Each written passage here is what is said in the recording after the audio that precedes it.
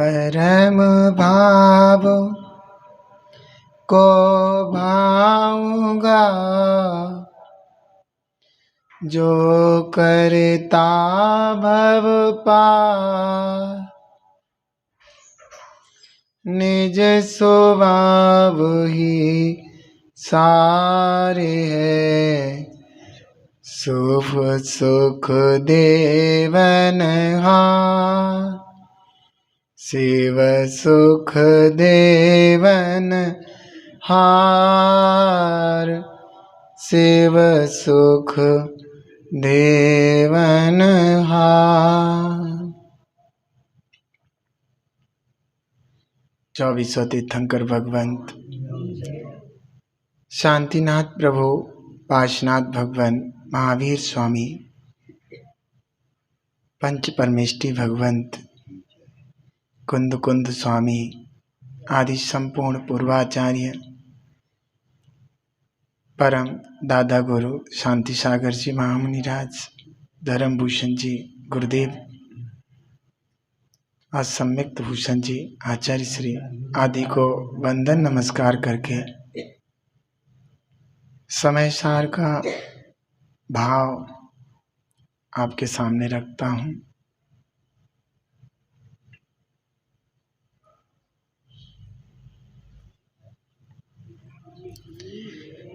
आज हम फिर उपस्थित हो गए हैं। कल भी उपस्थित थे यहीं पर और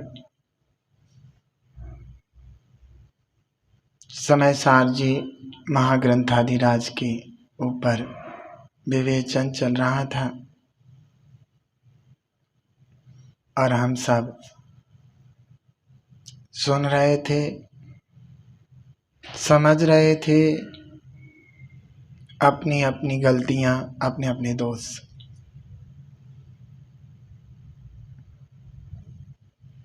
दोष है सो संसार है, निर्दोष है सो मोक्ष है। दोष है सो संसार है, निर्दोष है सो मोक्ष है। दोष को दोष मानना सम्यक्त है और निर्दोष होने के लिए पुरुषार्थरत होना सो मोक्ष मार्ग है।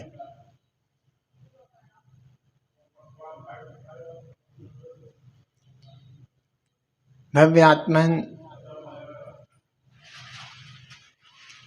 पिछली श्रृंखला कड़ी को लेकर के हम फिर उपस्थित हैं यहाँ पर। आज फिर विचार करेंगे उसी बात को लेकर के। समय सार, समय सार शुद्ध आत्मा, समय सार सिद्ध भगवंत सो द्रव्य कर्म, भाव कर्म और नौ कर्म से रहित शुद्ध आत्मा की अवस्था। समय सार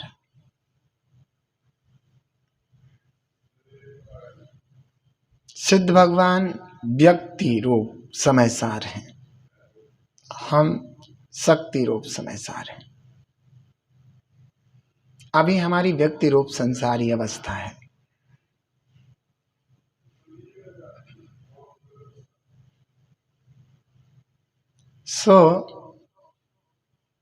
व्यक्ति रूप से संसारी अवस्था दुख रूप है।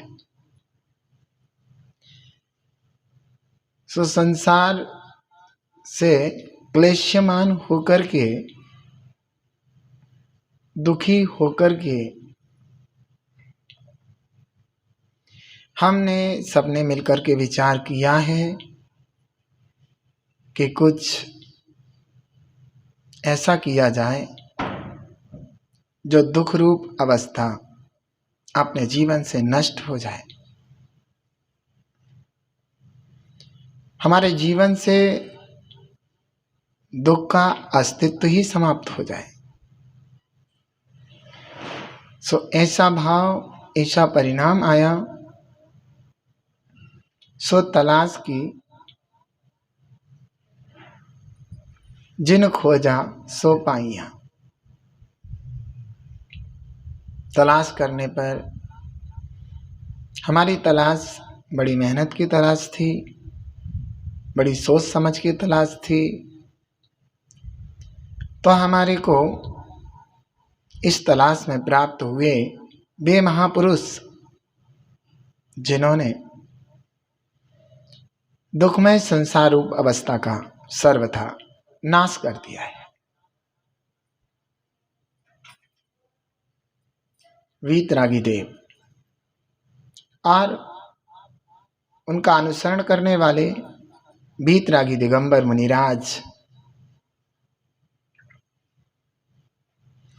और इन्हीं के बारे में प्रतिपादन करने वाली माँ जिनवाणी शास्त्र जी जिनागम,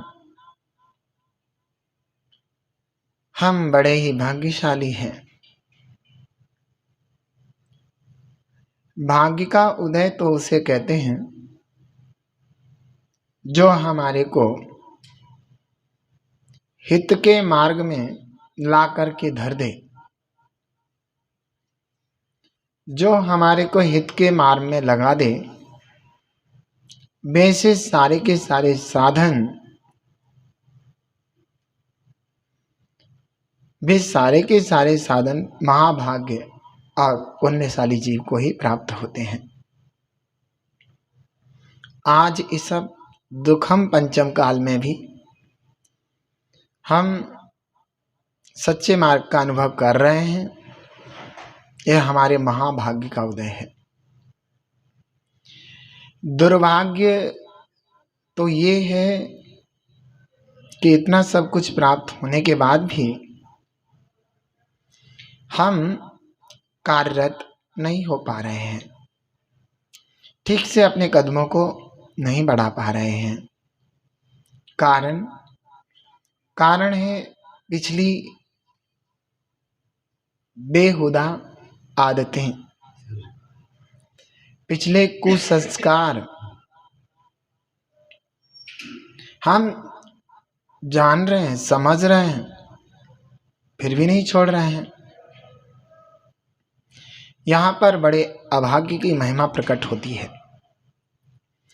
इतना भाग्य होने के उपरांत भी हम सामने बिल्कुल अपने आप में वस्तु को जान करके भी उस वस्तु में पुरुषार्थ रत नहीं हो पा रहे हैं, सो हमारे बड़े अभाग्य की महिमा है। सो अपने अभाग्य को कोसो। भाग्य का उदय होने पर भी ऐसे कार्य कर रहे हो सो कोसो। चेतन तुम तो चतुर हो, कहाँ हुए मतहीन, ऐशो नरभव पाए के विषयन में चितलीन। हे चेतनात्मा, तुम तो समझदार हो, तुम में जानने देखने की शक्ति है, तुम हित अहित का विचार कर सकते हो। संसार में तो बहुत ज्यादा बड़ी होशियारी दिखाते हो, दूसरे के जीवन को देख करके ही बता देते हो कि इसके साथ हम व्यापार करें या ना करें। कितना पूछते हो, कितना समझते हो, कितना जानना चाहते हो कोई भी कार्य करने के लिए। बड़ी ही होशियारी दिखाते हो। अपने बेटे की, अपनी बेटी की शादी करने के लिए कितने लोगों को, रिश्तेदारों से बात करते हो, कितना कुछ पुरुषार्थ करते हो, इतना सब कुछ करते हो संसार में आप, इतना पुरुषार्थशील। तुम तो चतुर हो, समझदार हो, और यहाँ तो अपनी वस्तु की प्राप्ति की बात हो रही है, सो तुम आंख बंद करके कार्य करते हो। अपनी वस्तु सुख, सच्चा सुख, यहाँ पर आंख बंद करके 5 इंद्रियों के विषयों को अपना सुख मान करके उसमें प्रवृत्ति कर रहे हो। 5 इंद्रियों के विषय तो आकुलता रूप हैं, उनकी इच्छाएं आकुलता से भरी हुई है, और आकुलता दुख का आधार है। सो उसमें ही तुम सुख मान करके बैठे हो। कहीं किसी विषय पर दौड़ लगाते हो बंदर की तरह, तो कहीं किसी विषय पर। अभी स्पर्शन इंद्रिय की बात चल रही थी तो रसना की चलने लगी, फिर घ्राण की चलने लगी, फिर कर्ण चक्षु आदि की चलने लगी। बार बार इसी विषयों में दौड़ लगा रहे हो और ऐसा भ्रम पैदा कर रहे हो कि नहीं नहीं सुख उससे होगा, इससे नहीं उससे होगा। बताओ कैसी आदत तुम्हारी पड़ी हुई है। जल नहीं पावे प्राण गमावे, भटक भटक मरता। वस्तु पराई माने अपनी, भेद नहीं करता। किसी कार्य में कार्यरत हुए हो, कैसे मृग की भांति, अरे आज तो रसगुल्ला खाएंगे, बहुत दुखी है रसगुल्ला नहीं मिल रहा है, आज तो रसगुल्ला खाएंगे, खूब खाएंगे, भर पेट खाएंगे, जितना हो सके उतना खाएंगे। ऐसा परिणाम करके रसगुल्ले में प्रवृत्ति करता है। 2-3 रसगुल्ले क्या खाए होंगे, बस अगर चौथा रसगुल्ला मिल गया तो मेरे को उल्टी हो जाएगी, आकुलता पैदा हो गई, दुख पैदा हो गया। अगर रसगुल्ले में सुख था तो जितना जितना रसगुल्ला खाया जाता उतना उतना सुख बढ़ता। तेरे व्यर्थ की कोरी कल्पना ही तो थी। अरे अपने स्ववस्तु में आने पर अनंत काल तक बोर नहीं होते। अपने निज सुख को प्राप्त करने के उपरांत, अपने निज सुख को प्राप्त करने के उपरांत अनंत काल तक बोर नहीं हुआ जाता, क्योंकि वही सच्चा सुख है। आकुलता जन्य सुख में बार बार बोर होता है और बार बार अन्य अन्य विषयों में सुख का भ्रम पैदा करके यह चेतन भटकता है। इसलिए कहा चेतन तुम तो चतुर हो, कहाँ भय मतिहीन, ऐसो नरभव पाए के विषयन में चितले। सो चेतन समझदार होने के उपरांत भी ऐसा काम करते हो। सो ये सब बातें बताने के लिए समय सारजी ग्रंथ का प्रादुर्भाव हुआ आचार्य भगवंत कुंद कुंद स्वामी के द्वारा।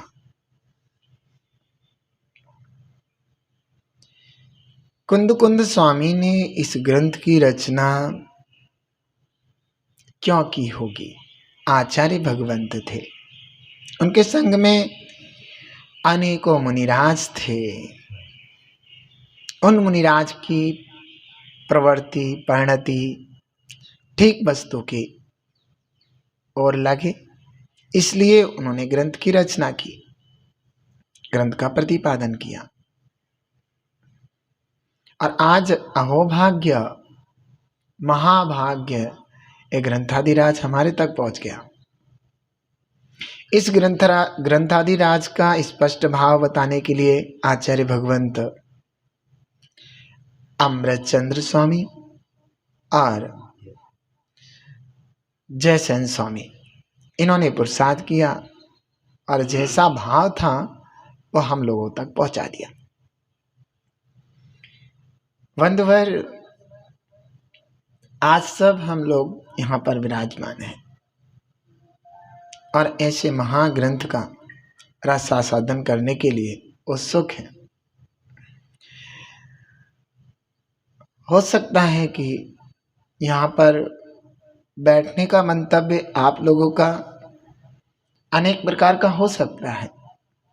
किसी का मंतव्य मुनिराज भले दर्शन करने का हो सकता है, किसी का इतने सारे लोग जा रहे हैं तो हम भी जा कर के बैठ जाते हैं, किसी का समझ में तो नहीं आता लेकिन जिनवाणी का व्याख्यान हो रहा है सो हित रूप ही होता है। सो ऐसा सुन करके यहाँ पर बैठ करके अपने मन को वहाँ पर लगाए हुए हैं कि जो कुछ भी बोला जा रहा है ये जिनवाणी बोला जा रहा है और इससे मेरा हित होगा। ऐसी भावना है। और कई लोग तो उस तथ्य को समझने के लिए कमर कस कर के बैठे हुए हैं। नहीं, उस समय सार का प्रतिपादन, उनकी गाथाओं का प्रतिपादन कैसा है, क्या भाव है, समय सार जी क्या होता है, क्या कहना चाहते हैं समय सार जी में, वो सब जानने के लिए कमर कस के भी बैठे हैं। सो अच्छी बात है। और इतना ही नहीं कि मात्र ये सुनने मात्र तक रहे, वचनात्मक रहे, इतने मात्र तक नहीं रहना चाहिए। इस पर चिंतन चलना चाहिए, इस पर वापो होना चाहिए, मनन भी होना चाहिए। ये सब कुछ भी बहुत जरूरी है। इसके बिना अपनी वस्तु या फिर जो हमारा मकसद है वो पूरा नहीं होगा। तो प्रथम गाथा सूत्र मंगलाचरण के रूप में है। वंदित्व सब सिद्धे ध्रुवम अमल मणो भवम गदिम पत्ते बोच्छामि समय पाहुड़ मेणे मोह सुध केवली भणिदम।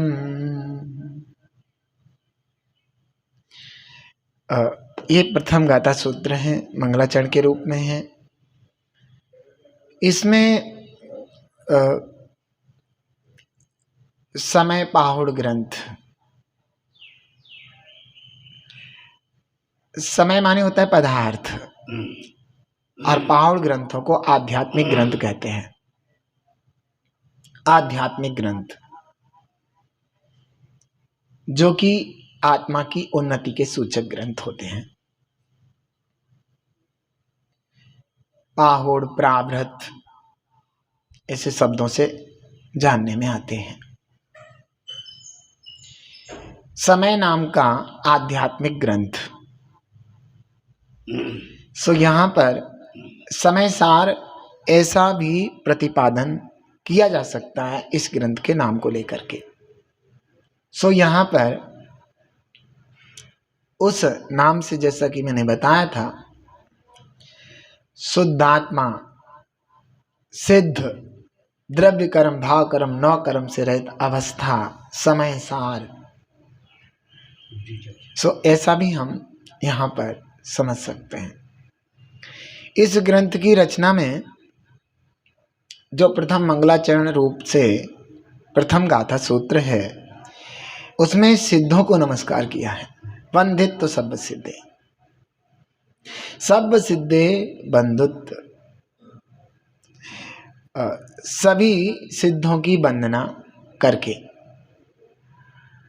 अब प्रथमी इन्होंने सिद्ध भगवंतों की वंदना की है। अनेकों ग्रंथ हैं, किसी में वर्धमान स्वामी को, किसी में महावीर के नाम से, और भी अनेकों ग्रंथ हैं, किसी न किसी तीर्थंकर के नाम पर, या फिर और भी पंच परमेष्ठी के नाम पर अनेक मंगलाचरण हैं। यहाँ पर इस ग्रंथ के भाव को प्रकट करने के लिए सिद्ध भगवंतों की वंदना की गई है, क्योंकि ग्रंथ समय सार जी है। इसमें शुद्धात्मा का कथन होगा, शुद्धात्मा की बात होगी, ऐसा अभिप्राय लेकर के यहाँ पर ऐसे शुद्धात्मा को ही नमस्कार किया गया है। तो इससे भी पता लगता है कि पूरे ग्रंथ में सिद्ध स्वरूपी शुद्धात्मा की बात को लेकर के सब चर्चाएं होंगी। तो सब सिद्धे बंधित्व। अब यहाँ पर आगे इन्होंने बताया है कि वे जो सभी सिद्ध हैं, वे शुद्धात्माएं हैं, तो वे कैसे हैं? जो सिद्ध भगवंत हैं वो कैसे हैं, उनका स्वरूप क्या है? तो बता रहे हैं, ध्रुवम अमलम अनुभवम गदिम पत्ते। ध्रुव, अमल और अनुपम, गति माने अवस्था को, पत्ते माने प्राप्त। वे सिद्ध भगवान कैसी अवस्था को प्राप्त हैं, कैसी गति को प्राप्त हैं, कैसी अवस्था को प्राप्त हैं? जो ध्रुव है, अमल है और अनुपम है। ध्रुव, जिस निश्चल दशा निश्चल स्वभाव को प्राप्त करने के बाद वे कभी चलायमान होने वाले नहीं है। जिस स्वभाव को प्राप्त उन्होंने किया है उस स्वभाव से कभी भी चलायमान नहीं होंगे। इसलिए दो अमलम मल रहित। तीन प्रकार के मल माने गए हैं, जैसा कि अभी हम बता रहे थे पीछे, द्रव्य कर्म, भाव कर्म और नव कर्म, इनको मल कहा जाता है। ज्ञानावरणादि 8 कर्मों को द्रव्य कर्म कहा जाता है। राग देशादि विभाव परिणामों को भाव कर्म कहा जाता है। और ज्ञानावरणादि कर्मों के उदय के निमित्त से जो दशा प्राप्त होती है जीव की, शरीर आदि, ये सब नौ कर्म कहे जाते हैं। तो वे द्रव्य कर्म से, भाव कर्म से और नौ कर्म से रहित हैं, ऐसा लेना। अनुभवम, अनुपमम, अनुपम, अनुपम है सिद्ध भगवान। क्यों कि संसार में उनकी कोई उपमा नहीं है, उनकी टक्कर का कोई दिखता नहीं है।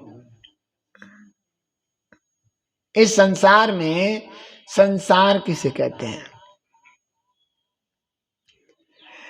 जो चारों गतियों में जीवों का संसरण होता है, आवागमन होता है, विचरण होता है और जीव दुख उठाते हैं, उसका नाम संसार है। सो ऐसे संसार में सिद्धों की उपमा देने के लिए कोई वस्तु है ही नहीं है। इसलिए उन सिद्ध अवस्था को, उस पवित्र अवस्था को अनुपम अवस्था का नाम दिया गया।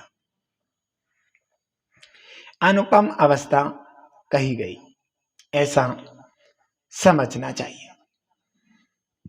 तो ऐसी अवस्था, कैसी?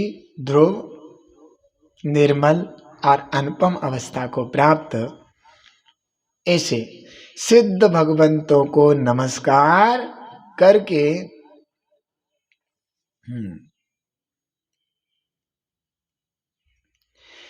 शुद्ध केवली भणिदम, शुद्ध केवली के द्वारा कथित कहा गया। एड़मो यह समय पाउडम बोच्छामी, समय प्राभृत को कहता हूं। अब यहां पर शुद्ध केवली भणिदम शब्द आया है, तो आचार्य भगवंत का कहना है ये उपज मेरी खुद की नहीं है, इस समय सार ग्रंथ की उपज मेरी खुद की नहीं है। इस समय सार ग्रंथ का जो उद्भव है शुद्ध केवली भगवान के द्वारा हुआ है। अब शुद्ध केवली भगवान के पास ये कहां से आया? अब बात ये आती है कि शुद्ध केवली भगवान के पास ये कहां से आया। सो पहले ही ऐसा प्रतिपादित किया गया था कि जो द्वादशांग के पाठी शुद्ध केवली भगवान होते हैं, जो द्वादशांग के पाठी शुद्ध केवली भगवान होते हैं, वे तीर्थंकर भगवान के दिव्य धनी में जो वस्तु स्वरूप आता है उसको लेकर के उसका प्रतिपादन या गूंथना, उसकी रचना द्वादशांग में कर देते हैं, 11 अंग 14 पूर्व में। सो ऐसा समझना चाहिए, शुद्ध केवली के पास तीर्थंकर भगवंतों से आया है, केवली भगवान से आया है, ऐसा समझना चाहिए। तो ये प्रमाणित है, मेरे खुद की उपज नहीं है, ऐसा समझना चाहिए। मेरे अपने खुद की उपज नहीं है, ये शुद्ध केवली भगवान के द्वारा प्रतिपादित है, ऐसा समझना। मेरे घर की नहीं है, इस समय सार मेरे स्वयं का स्वतंत्र रचना नहीं है। जो हमारे गुरु ने हमें जो ये दिया, सो उन्होंने भी बताया था यही। सो उनसे पूछा तो उनके गुरु ने भी यही बताया था। सो उन्होंने इसको जान करके समझ करके उस वस्तु का अनुभव किया, लक्षण आदि से उस वस्तु को ग्रहण किया, स्वीकार किया। समझ में आ रहा है? सो मैंने भी वैसे ही किया। सो वैसे ही लक्षण, वही सब कुछ ऐसे ही मैंने भी स्वीकार किया। समझ में आता है? ऐसा सब कुछ। सो हमें लगा कि जैसे हमारे गुरु ने मुझे दिया, सो वात्सल्य भाव का इतना भारी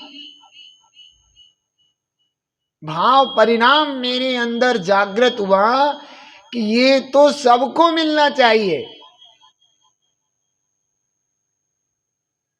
सो हमने भी यहां पर इस समय सार जी ग्रंथ को, समझ में आ गया, अपनी तरफ से तो ज्यों का त्यों यहां पर रख करके आपके लिए दिया है। फिर आगे कह रहे हैं कि जैसा आगम में प्रतिपादित था, सो तैसा मैंने यहां पर प्रस्तुत किया। सो तुम कुछ अनर्गल न समझ लेना, सो तुम कुछ उल्टा न समझ लेना। समझ में आ रहा है? कुछ अन्यथा न समझ लेना, ज्यों का त्यों समझना, छल ग्रहण न करना। अन्य लोग छल ग्रहण करते हैं, छल ग्रहण करते हैं। आगम का जो सूत्र है, जैसा कह रहे हैं वैसा प्रतिपादित ना करके उल्टा प्रतिपादन करते हैं। जो आगम में नहीं है, सो अपनी बुद्धि से तोड़ मड़ोड़ करके बताते हैं। सो छल ग्रहण करते हैं और लोगों को छल ग्रहण कराते हैं। तो उसके लिए यहां पर सीधा स्पष्ट कहा, और वे ही लोग इसे पढ़ करके समझ रहे हैं, कह रहे हैं छल ग्रहण नहीं करना, और फिर भी छल ग्रहण करते हैं और लोगों को छल के रूप में छलते हैं।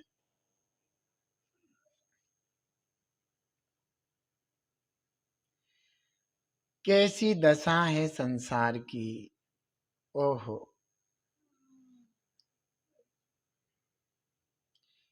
किसी व्यक्ति को अमृत पीने के लिए दिया। अमृत नाम पता है किसका होता है? दूध का।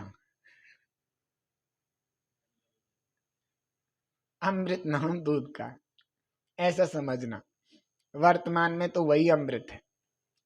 किसी व्यक्ति को अमृत पीने के लिए दिया, सो वह अमृत तो उसके बुद्धि बल शरीर को मजबूत करने वाला है। सो उस व्यक्ति ने उसमें जहर डाल करके पिया। अमृत पीने से वो व्यक्ति मर गया। तो कहते समय सार पढ़ करके बुद्धि भ्रष्ट हो गई। सो क्यों कि जैसा समय सार का प्रतिपादन था वैसा नहीं समझा, है ना, छल ग्रहण किया। सो ये महान अमृत को क्या बना दिया? जहर के रूप में स्वीकार करके अपने जीवन को व्यर्थ कर दिया। ऐसे सैकड़ों फिर रहे हैं, जैसा का तैसा न समझ करके विपरीत समझा। जैसे स्वामी ने स्पष्ट करके बताया, सो उनकी टीका को निरस्त कर दिया। समझ में आ रहा है? आचार्य भगवंत कुंद कुंद स्वामी का भाव अमृतचंद स्वामी ने ज्यों का त्यों रखा। अब वो विशेष नहीं खोला, उतना ही खोला जितना जरूरत था। सो जयसेन स्वामी ने पूरा खोल दिया, गुलिस्तान आदि की चर्चाएं भी कर दी कि ऐसा यहाँ पर जो प्रतिपादन है सो उस गुलिस्तान की अपेक्षा समझना, सर्वथा नहीं मानना। सो ऐसा बार बार प्रतिपादन किया, सो उसको निरस्त कर दिया कि नहीं, इनने तो बिल्कुल साफ साफ कह दिया है। उन्होंने कहा ये अवस्था, ये जो यहाँ पर बात चल रही है, ये इस गुलिस्तान की अपेक्षा समझना, सर्वथा नहीं मानना। सो उन्हें वो पसंद नहीं आया और उनकी टीका को ठीक टीका न मान करके निरस्त कर दिया। सो दूध दिया, उसमें जहर डाला और पी गए। सो मरण हो गया, दूध पी करके व्यक्ति का मरण हो गया। समझ में आ रहा है? क्या पी करके? दूध पी करके तो कभी मरण होता नहीं है ना, नहीं होता। ऐसे महान ग्रंथ समय सार जी को पढ़ करके अनर्गल प्रवृत्ति नहीं होती, लेकिन जैसा था वैसा ना लेकर के अपनी बुद्धि से लिया, उल्टा सीधा किया और सैकड़ों बोराए हुए फिर रहे हैं। स्थितियां खराब हैं। खैर, यहां पर बात आई थी कि छल ग्रहण नहीं करना है, ज्यों का तो समझना है। सो उस बात पर मैंने सब कुछ बोला, अन्यथा मेरा कोई प्रयोजन नहीं था। तो मेरा यही भाव है कि जो समय सार जी ग्रंथ है, ये दिगंबर मुनिराजों के द्वारा सुना जाए तो सर्वश्रेष्ठ है। जैसा परिणाम जिसके जीवन में चल रहा है, उस परिणाम के बारे में तो यथार्थ वो ही बता सकता है। मां क्या होती है, एक मां ही बता सकती है, एक बांझ नहीं बता सकती। मां का भाव, मां की ममता क्या होती है, एक मां को ही अनुभव होता है। क्यों? किसको होता है? जिनके पैरन ना फटी बिमाई, जिनके पैर न फटी बिमाई, ते क्या जाने पीर पराई। समझ में आ रहा है? किसी के बीमाई कभी फटी ही नहीं। बीमाई समझते हो? पैर में स्क्रैच आ जाना, ऐसे ही बोलते हैं क्या?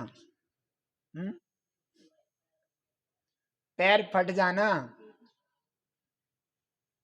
तो जिनके कभी बीमारी फटी नहीं, अब सामने वाले की जो पीड़ा है वो क्या समझे कि बीमारी की पीड़ा क्या होती है। ऐसे जिनके जीवन में जो कुछ है नहीं, सो उसका प्रतिपादन भी कैसे करें? समझ में आता है? तो समय सार जी ग्रंथ कभी सुनो तो निर्ग्रंथ मुनिराज के मुखारविंद से ही सुनना। वो उस परिणति को तौल कर आपको स्पष्ट करेंगे। अभी मेरे पास जो ग्रंथादिराज विराजमान है, इसमें आचार्य जयसेन स्वामी की टीका है और हमारे आचार्य श्री विद्यासागर जी महामुनिराज के परम गुरु आचार्य श्री ज्ञान सागर जी द्वारा इसकी हिंदी टीका है। आचार्य श्री विद्यासागर जी महामुनिराज द्वारा इसमें पद्यानुवाद है, बड़े सुंदर। तो इस तरीके से इस ग्रंथादिराज की रचना है, व्याख्या है।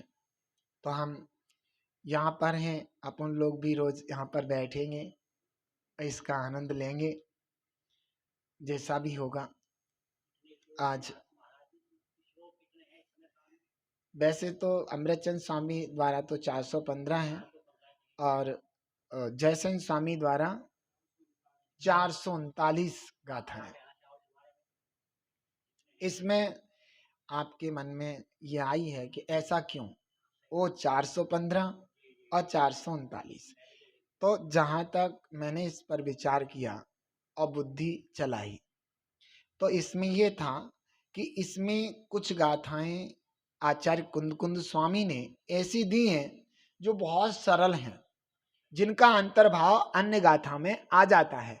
तो अमृतचंद जी ने उन गाथाओं को नहीं लिया, लेकिन जयसेन स्वामी ने उन सभी गाथाओं का प्रतिपादन ज्यों का त्यों कर दिया है, इसलिए गाथा बड़ी हुई है। समझ में आ रहा है? वैसे अपन गाथा के हिसाब से ही लेंगे, रोज जैसी गाथा का भाव है, जैसे अभी गाथा के हिसाब से लिया था, कल भी जो गाथा के हिसाब जो गाथा कह रही उनके अनुसार ही चलेंगे। लेकिन इतना भाव समझना, कभी भी आचार्य भगवंतों पर शंका का भाव नहीं करना, और इसमें कोई दिक्कत नहीं है। समझ में आ रहा है? क्योंकि ऐसी इसी बहुत सारी गाथाएं हैं जिनका अंतर्भाव अन्य गाथाओं में हो जाता है, तो वहां अमृतचंद स्वामी ने उचित नहीं समझा। थोड़ा जगह भी कम हो गई तो उन्होंने कर दिया, इसमें उनकी भी कोई बुराई नहीं है। लेकिन जयसेन स्वामी ने देखा कि ये गाथाएं भी होनी चाहिए, तो उन्होंने उठा करके उन गाथाओं को भी वहां पर रख दिया और प्रतिपादन कर दिया, तो इसमें कोई दिक्कत नहीं है। बाकी सभी प्रतिदिन माँ जिनवाणी का रसास्वादन करें, अपने आत्मा को पवित्र बनाने के लिए पुरुषार्थशील रहें और अच्छे अच्छे भाव रखें। भैया जो अभी समय दोबारा मिलेगा नहीं मिलेगा कुछ नहीं पता, आज है कल क्या होगा कुछ नहीं पता। समझ में आ रहा है? जितना मीठा उतना ही सही। एक कोई व्यक्ति जिसके पास कोई पैसा नहीं था, समझ में आया, जेब में एक पैसा नहीं था, 2-3 दिन से भूखा था, बाजार में जा रहा था, एक हलवाई की दुकान देखी। क्या देखी? और हलवाई की दुकान पे बहुत सुंदर गुलाबी गुलाबी रसगुल्ले और बिल्कुल गरम गरम चाशनी के साथ, जैसे ही ऊपर करता तो टपाटप चाशनी नीचे को उतरती थी, वो टप टप। और उसको भूख भी लगी थी और उसका पसंदी जो मिठाई थी वो रसगुल्ला थी।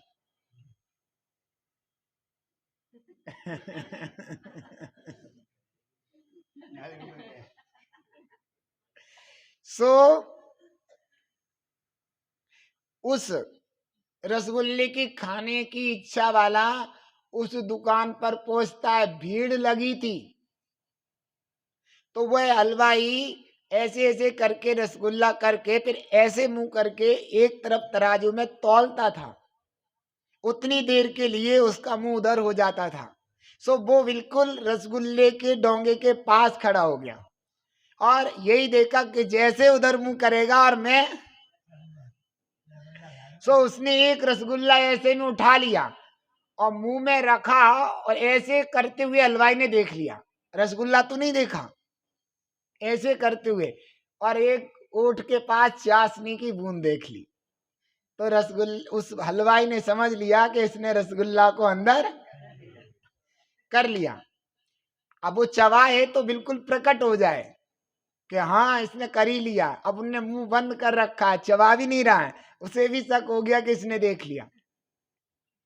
हलवाई उठा, दोनों हाथ ऐसे करे, दोनों गाल पे मारे रसगुल्ला वापिस आ गया और धक्के दे करके उसको बाहर निकाल दिया गया दुकान से। पूछा गया किसी तीसरे व्यक्ति से, क्यों भाई तुम्हें क्या फायदा हुआ, तुमने चोरी रसगुल्ले की पिटे भी सब कुछ हुआ, क्या फायदा हुआ? तुमने कहा जितना मीठा उतना ही सही, जितनी देर तक मुंह में रहा उतनी देर तक तो आनंद आया ही। समझ में आ रहा है? जब तक अपनी भली बुद्धि है जब तक हमारी इंद्रियां काम कर रही हैं तब तक भरपूर्ण धर्म का लाभ लेना, चूकना नहीं।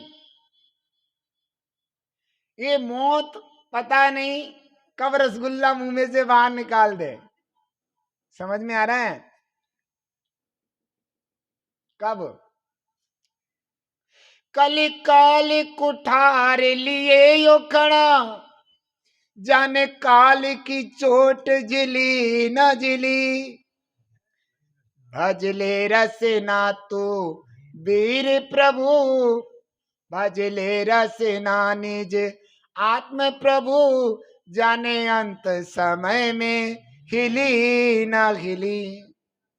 तो ऐसा भाव रख करके प्रमाद नहीं करना, जागृत रहना और अपने आत्मा का जैसे हित होता हो वैसी प्रवृत्ति करना, इसी भावना के साथ।